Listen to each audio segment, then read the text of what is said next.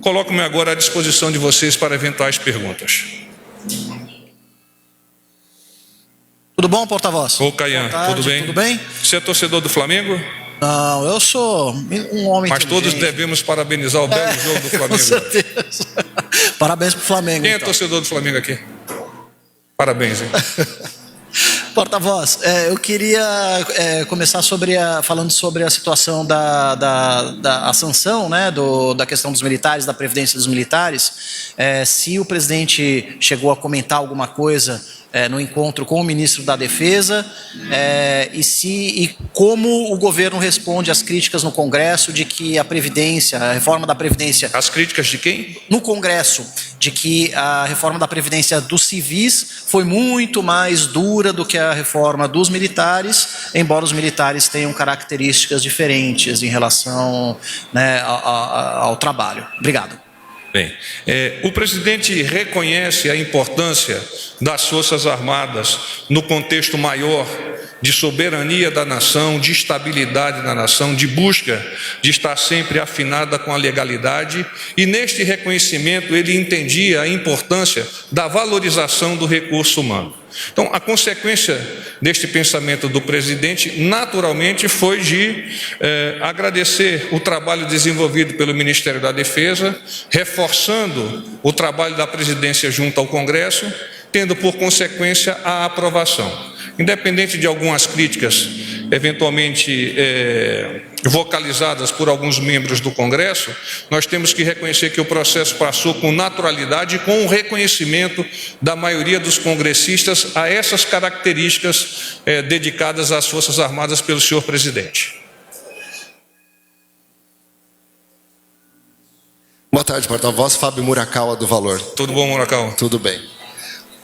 Porta-voz, o presidente Bolsonaro comentou conosco ontem sobre possibilidades de mudanças no Bolsa Família, um possível anúncio para esta semana. Vai ocorrer esse anúncio? Que mudanças serão feitas no Bolsa Família? O programa vai continuar se chamando Bolsa Família? Hoje, durante a reunião do Conselho de Governo, o ministro Osmar Terra fez alguns comentários, mas, no entanto, no momento não existem dados concretos que nós possamos divulgar. O programa Bolsa Família, como os outros programas do governo, em particular aqueles que atendem a aspectos de elevação da sociedade, ele está sujeito a mudanças, e mudanças que venham para melhorar a capacidade de viver dessa sociedade. Poderão eventualmente ocorrer alguns aperfeiçoamentos, mas eu não tenho como avançá-los, nem temporalmente, nem citando ou elencando cada uma dessas mudanças. Por acaso elas venham a ocorrer. Eu tenho uma outra pergunta. Sobre um tweet que o presidente fez hoje cedo, ele colocou ali no mesma postagem a Argentina e a Venezuela. Ele disse que a situação política da Venezuela teve reflexos diretos em Roraima, como aumento da violência e da população na rua, piora da saúde e da educação. Aí ele diz assim, no mesmo tweet: o novo governo da Argentina, que faz divisa com o Rio Grande, com a região sul do Brasil, tomou as seguintes medidas: dupla indenização para demissão sem justa causa, elevação do imposto de exportação de grãos, imposto de 30% para compras no exterior e volta da discussão da legalização do aborto. Ponto. O que o presidente quis dizer com esse tweet? A Argentina pode se tornar uma Venezuela? E outra questão, assim, ele não estaria de novo... Vamos aproveitar a sua citação para respondê-la parte a parte. É uma constatação do presidente, não apenas do presidente, de todos nós, porque isso foi tornado público por parte do governo da Argentina nas suas medidas. E entendo que a soberania do governo argentino lhe permite tomar as decisões que a eles lhes parece adequada. O presidente tem preocupação com a nossa soberania, com o avançar do nosso país. Existem questões de recepção de refugiados na região norte, com a qual nós trabalhamos com afinco, incluindo as Forças Armadas. Existem questões referentes à estabilidade nos pontos de fronteira, com o transacionar internacionalmente, inclusive com a passagem de pedestres. Essa soberania é a soberania que o presidente quer valorizar. Brasil já está se preparando, então, para receber os refugiados argentinos? O Brasil está muito bem preparado para receber os refugiados da Venezuela. Aliás, há mais de um ano, na chamada Operação Acolhida. Tá. E só assim, essa questão, né? Se o presidente está comentando medidas internas tomadas por um governo estrangeiro, né? Ele não estaria se imiscuindo num assunto interno da Argentina ao fazer esse tipo de comentário? Não, as preocupações do presidente são atinentes à soberania, como eu disse na minha primeira fala, do nosso país. Obrigado. Boa tarde, porta-voz. Ingrid Soares, do Correio Brasiliense. Tudo bem? Está difícil, né? Eu queria saber o seguinte. No domingo, a youtuber Carol Heller, ela sofreu uma brutal agressão homofóbica. Ela estava na praia com a namorada no Rio de Janeiro quando ela sofreu essa violência. Eu queria saber, no caso ela é amiga da família Bolsonaro, eu queria saber se o presidente esboçou algum comentário a respeito desse acontecimento. O presidente rechaça qualquer tipo de violência. É nesse caminho, nessa toada de sensibilidade social e pessoal que ele se coloca em contra esse desqualificado ataque a essa cidadã. Eu também queria saber se o presidente comentou alguma coisa a respeito da aprovação pelo Senado da transferência do COAF para o Banco Central. Não fez comentários, mas naturalmente era aguardado pelo senhor presidente da República, visto que esse é um processo que amadureceu ao longo de meses, estando firmado na data de hoje. Porta-voz Gustavo Uribe, da Folha de São Paulo, tudo bem? General, hoje o presidente falou que sim, está em estudo o indulto individual, ou seja, conceder graça a alguns policiais condenados por crimes durante o exercício do cargo. De que forma essa graça seria concedida, para que policiais e para que tipo de crimes cometidos pelos policiais? Bom, eu conversei com o presidente há pouco e igualmente conversei com o ministro Jorge.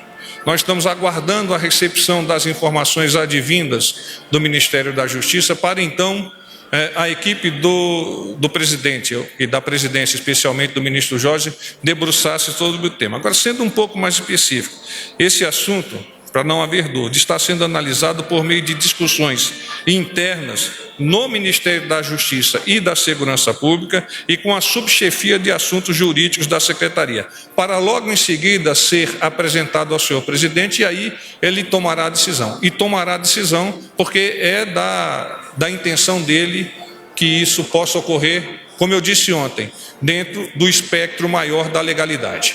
Tem havido uma discussão no Congresso em relação ao fundo eleitoral. Inicialmente, o relator propôs 3,8 bilhões. Agora já se possibilita, já se discute baixar para 2 bilhões.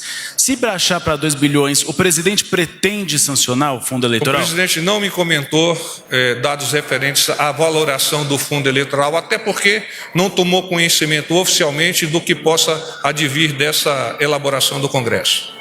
Porta-voz, boa tarde. Simone Iglesias, da Bloomberg. Bom, Simone. Eu tenho duas questões. Uma é com relação ao eventual convite do presidente Bolsonaro ao presidente Alberto Fernandes da Argentina para vir ao Brasil para fazer uma visita de Estado. Ele ainda não formulou o convite, Simone, e ainda não colocou dentro do seu espectro, do seu escantilhão, esse convite.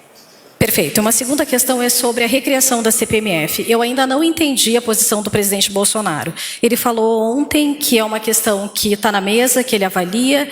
O senhor falou ontem que pode ser uma recriação ou algo que o valha, mas eu não entendi especificamente a posição do governo. Ou não. Sim ou não? Qual é a resposta do governo para a recriação da CPMF? A posição do senhor presidente é que o Ministério da Economia faz as análises que possam ser de interesse da presidência e, por consequência, do nosso país. Mas, especialmente com relação à CPMF, ele não há de tecer mais nenhum comentário.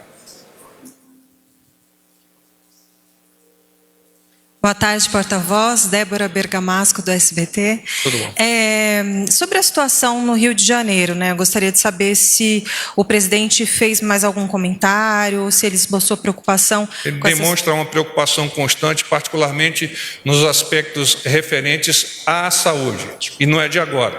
O presidente colocou o ministro Mandetta, desde o início do ano, debruçado sobre esse assunto, analisando ponto a ponto cada um dos hospitais e os seus problemas, inclusive atuando com gestões externas para tentar encontrar o melhor caminho. Infelizmente, o que nós estamos vendo não atende à sociedade, isso aumenta a angústia do presidente, aumenta a angústia do ministro da Saúde para colaborar para uma solução de curto prazo que atenda à sociedade carioca. Então, e aí eu gostaria de saber se está previsto mais algum tipo de socorro, alguma coisa mais emergencial que o governo federal possa vir a fazer. Não, no momento não há nenhuma previsão que não seja a que já foi efetivada e aquela que está vocacionada para a gestão de recursos humanos, administrativa, etc., etc., e já vem sendo desencadeada pelo Ministério da Saúde. Alguma previsão de troca de ministros agora, entre o fim do ano e o ano que vem? Zero chance. Boa tarde, porta-voz. Daniel Goleiro, do Jornal o Globo. Bom, Daniel. Queria saber se tem alguma definição em relação aos possíveis vetos do pacote anticrime, se isso vai ser definido ainda essa semana. Não há. Eu consultei agora a Subsecretaria de Assuntos Jurídicos e eles não têm uma posição. Então, não avançaram nada em relação a isso. Então, vamos aguardar. E em relação ao indulto, também tem uma data? Vai ser publicado essa semana? Não há. Assim que nós recebermos oficialmente, embora já estejamos tratando codo a codo com o Ministério da Justiça, isso vai ser elaborado e vai ser apresentado ao presidente, e o presidente haverá de sancionar como é a vontade dele. Mas, como eu disse em outras ocasiões, e repito agora, sempre dentro do espectro da legalidade. Não tem mais?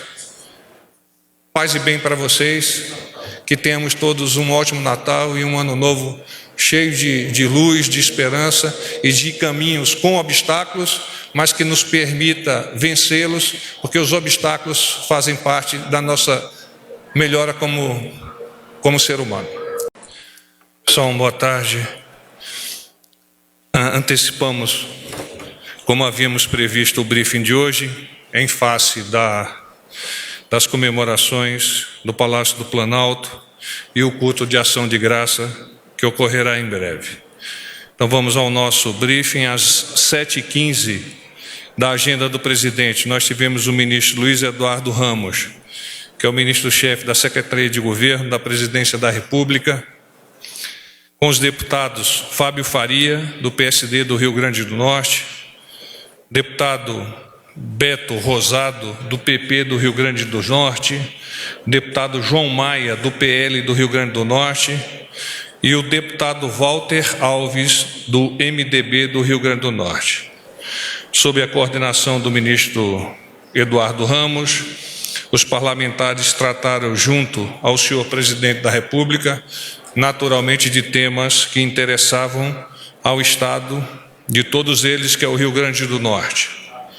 Às 8h15, nós tivemos a 25ª reunião do Conselho de Governo, sobre a qual falarei em seguida. Às 12h30, o ministro Fernando Azevedo, que é o ministro de Estado da Defesa, o presidente foi ao encontro do ministro Fernando Azevedo no próprio Ministério da Defesa, onde ocorreu um almoço de cortesia dos militares e civis daquela pasta, em homenagem ao senhor presidente. Às 14 horas, os ministros Onyx Lorenzoni, ministro-chefe da Casa Civil da Presidência da República, ministra Tereza Cristina, ministra de Estado da Agricultura, Pecuária e Abastecimento, e o ministro Gustavo Canuto, que é o ministro de Estado do Desenvolvimento Regional. Os ministros trataram, a bem da verdade, apresentaram ao senhor presidente assuntos sobre a agricultura, especialmente sobre a agricultura irrigada e suas possibilidades de aumentar a efetividade da produção do agronegócio. A preocupação do agronegócio foi revelada por todos os ministros no sentido de evitar a expansão horizontal e a efetividade vertical, ou seja, no menor espaço de terreno, nós conseguirmos produzir ainda mais. Há uma possibilidade do nosso país aumentar cerca de 4 vezes a sua área irrigável e, por consequência, ter a possibilidade de ganhar ainda mais mercado no exterior. Em seguida, teremos o culto de ação de graças, que é agradecimento pelo primeiro ano do governo. E agora vamos aos temas que foram tratados na 25ª reunião do Conselho de Governo. O presidente da República destacou ser a última reunião do Conselho de Governo em 2019 e cumprimentou toda a equipe pelos êxitos alcançados em cada uma das suas pastas. Lembrou ainda que estamos terminando o ano sem casos de corrupção no governo. A Casa Civil, o ministro Onyx Lorenzoni, fez uma apresentação com breve apanhado do ano de 2019, destacando o retorno da confiança no povo brasileiro junto ao seu governo, a relação de respeito obtida junto ao Congresso Nacional, a melhora nos índices de segurança pública e a caracterização de que o governo do presidente Jair Bolsonaro, sendo conservador nos costumes, é liberal na economia. O ministro das Minas e Energia, Bento Albuquerque, destacou a sua participação na reunião de líderes globais de energia ocorrida recentemente em Paris. As principais discussões giraram em torno dos desafios enfrentados na transição energética, com foco em biocombustíveis, fontes renováveis e energia nuclear. O Brasil é um dos países associados e se destaca por sua liderança em matrizes energéticas limpas e por contribuir com baixo nível de emissão de gases para o efeito estufa. Apresentou ainda alguns resultados da pasta, como os leilões de geração e transmissão de energia, a produção de biocombustíveis e o primeiro leilão do setor mineral. Concluiu a sua apresentação afirmando que o Brasil poderá crescer sem receio nos próximos anos, em face de que possui energia suficiente para dar suporte a esse crescimento.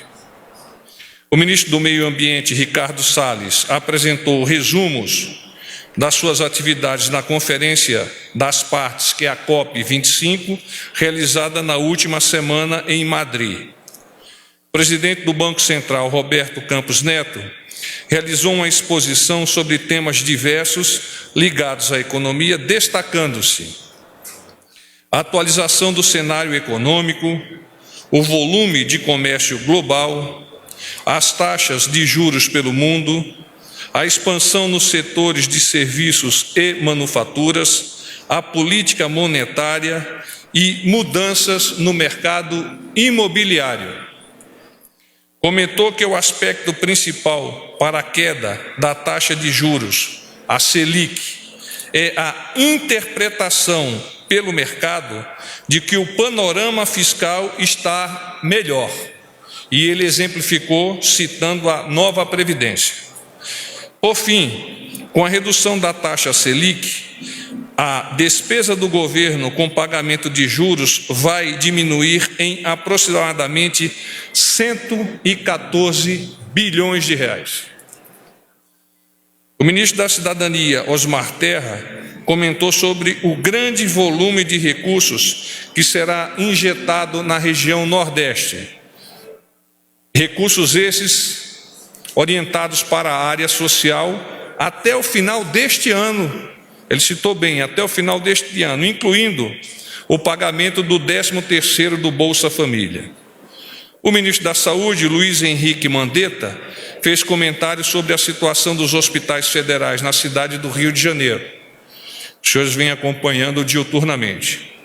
E destacou a sua presença em evento em Jakarta, na Indonésia, onde foi discutida a atualização do Plano Global de Erradicação da Tuberculose, tendo o próprio ministro sido indicado como a pessoa que vai capitanear, que vai liderar esse processo por um ano junto à organização.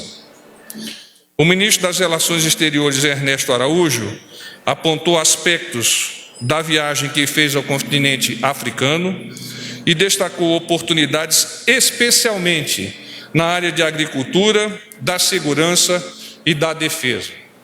Vários países do continente africano possuem cooperação militar conosco, aqui com o Brasil, com a Marinha, com o Exército e com a nossa Força Aérea.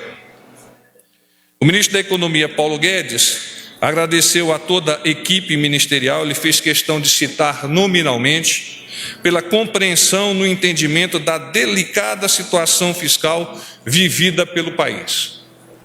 No início do processo e ainda hoje. Por fim, o ministro Luiz Eduardo, da Secretaria de Governo, anunciou o lançamento amanhã da campanha Agenda Positiva Regional. A campanha tem como objetivo divulgar de maneira personalizada em cada unidade da federação as entregas efetuadas pelo governo federal. Eu tive a oportunidade de assistir alguns dos vídeos e, de fato, eles são muito interessantes. Eu recomendo que vocês o façam.